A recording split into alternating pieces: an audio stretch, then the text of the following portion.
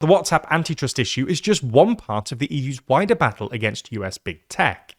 As we've covered in previous videos, Europe is trying to reduce its strategic dependence on foreign, especially American tech, and build up Europe's so-called digital sovereignty. This is largely in reaction to US President Donald Trump, who has repeatedly threatened Europe since his return to office in January 2025, and has proved both willing and able to exercise leverage over big tech firms in the US.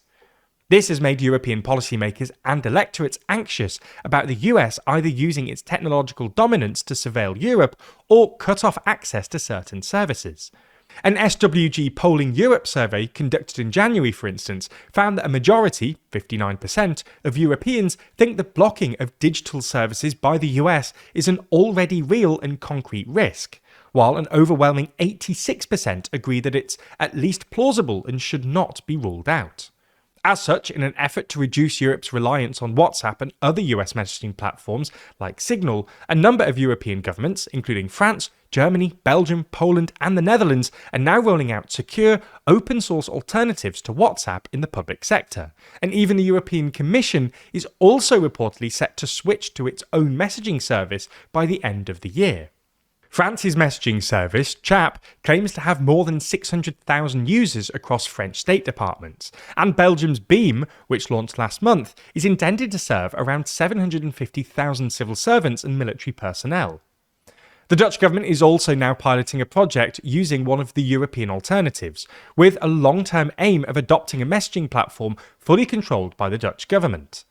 Essentially, these European domestic alternatives are trying to provide a more secure, sovereign messaging service which complies with EU regulations around data and advertising, and where users aren't at risk of being surveilled or cut off by a foreign government.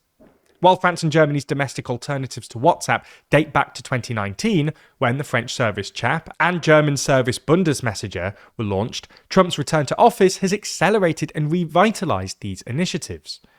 In October, Germany released the latest version of its Bundesmessenger app, which was initially designed as a secure WhatsApp for soldiers, explicitly calling it an expression of digital sovereignty, and noting that the app fully complies with German data protection standards, is used by the German armed forces, and is developed transparently. The website adds, unlike commercial services and providers, no data is sold and no advertising is displayed.